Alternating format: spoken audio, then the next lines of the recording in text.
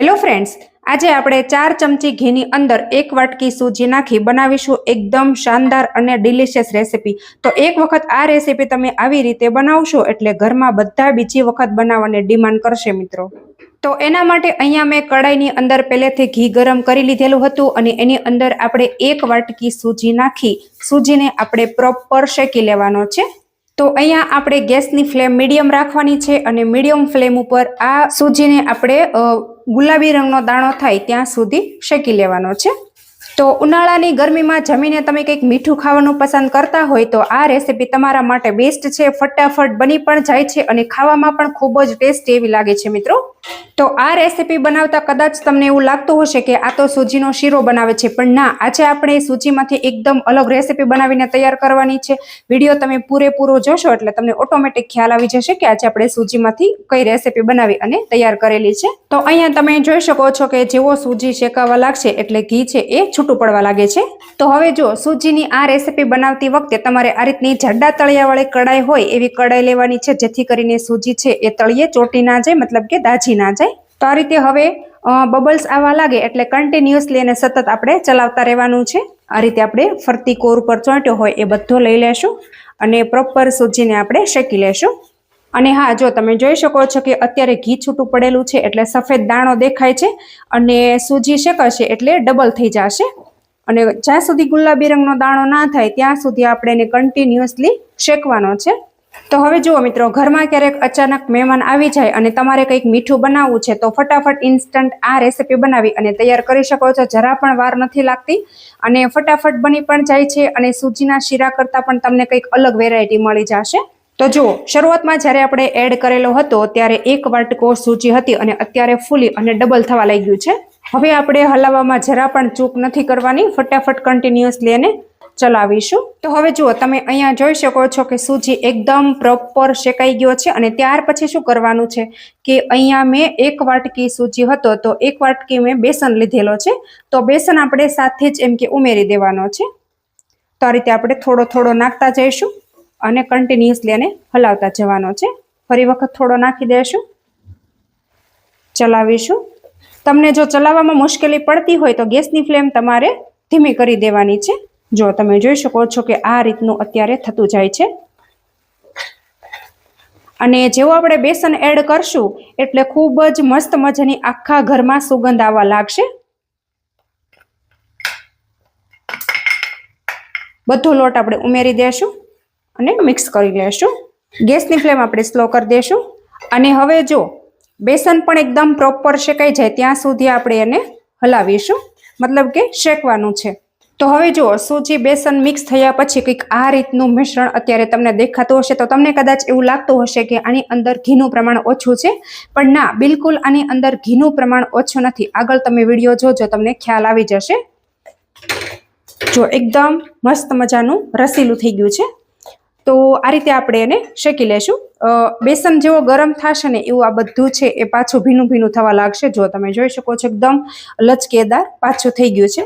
તો હવે જુઓ, ગેસની ફ્લેમ સ્લો રાખી સૂજીને આપણે શેકી લેશું અને જેમ જેમ શેકાતું જશે એવું આ મિશ્રણ લચકેદાર થતું જશે અને બેસનની સુગંધ ખૂબ જ મસ્ત મજાની આખા ઘરમાં આવે છે। થોડી વધારે સુગંધ આવે એટલે પછી આને આપણે સાઈડમાં કરી દઈશું।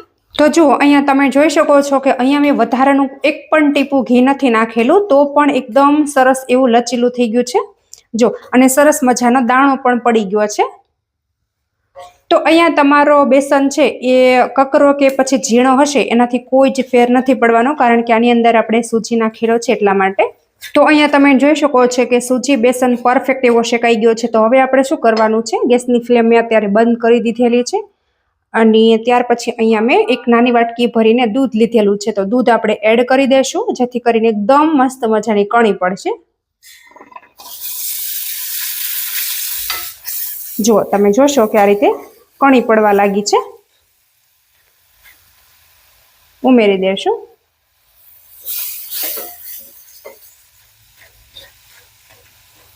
તો હવે જુઓ, તમને કદાચ એવું લાગતું હશે કે આની અંદર આપણે દૂધ એડ કર્યું છે તો આની સેલ્ફ લાઈફ કેટલી હશે, પણ કોઈ જ પ્રોબ્લેમ નહીં આવે। તમે આને અઠવાડિયા સુધી આરામથી ખાઈ શકો છો।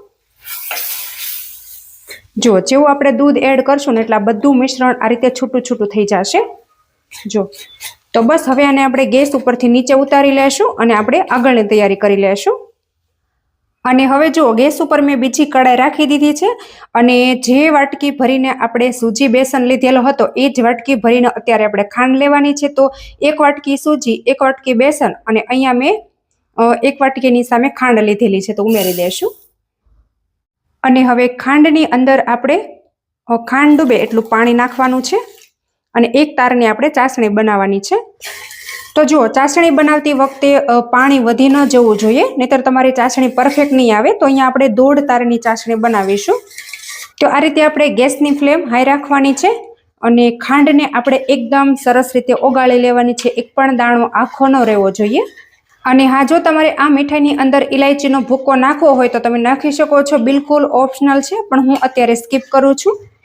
તો જુઓ, ખાંડ એકદમ સરસ મજાની ઓગળી ગઈ છે અને આ રીતે બબલ્સ આવવા લાગ્યા છે. હવે થોડી વાર આને આપણે કૂક કરશું એટલે ફટાફટ ચાસણી આવી જશે. તો હવે જુઓ, આપણે ચેક કરી લેશું. જો તો બસ હવે આને આપણે મિશ્રણ સાથે મિક્સ કરી દેશું. તો હવે આ ચાસણીને આપણે મિક્સ કરી દેશું, હલાવી અને આપણે સરસ એવું મિક્સ કરશું ફરીવાર. તો હવે જુઓ, મેં અહીંયા 1 મિનિટ જેવી ગેસની ફ્લેમ ચાલુ કરી છે, જેથી કરીને આ મિશ્રણ ગરમ થાય એટલે ગાંઠા બધાય ભાંગી જાય.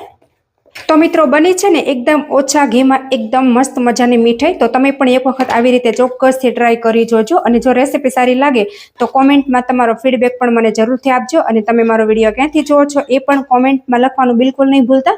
અને અત્યારે ગેસની ફ્લેમ મેં બંધ કરી દીધી છે અને બસ હવે આ મિશ્રણને આપણે પ્લેટમાં કાઢી લેશું. તો હવે જો, અહીંયા મેં એક થાળી લીધી છે અને આ રીતે આપણે બ્રશની મદદથી થાળીને ઘીવાળી કરી લેશું. અને હવે આપણે પ્લેટની અંદર આ મિશ્રણને કાઢી લઈશું. તો જુઓ તમે, કેટલું મસ્ત મજાનું મોહનથાળ જેવું લચીલું બન્યું છે. હા, અને આ મિશ્રણ આવું ને આવું જ નહીં રહે, પ્રોપર આપણે બટકા પણ પાડવાના છે. અને હવે જુઓ, આ મીઠાઈને આપણે આ રીતે વાટકી લેશું અને વાટકીની મદદથી એનો થર છે એ આપણે સરખો કરી દેશું. અને હવે ત્યાર પછી આ મીઠાઈ ઉપર આપણે થોડા ડ્રાયફ્રૂટના કટકા નાખી દેશું.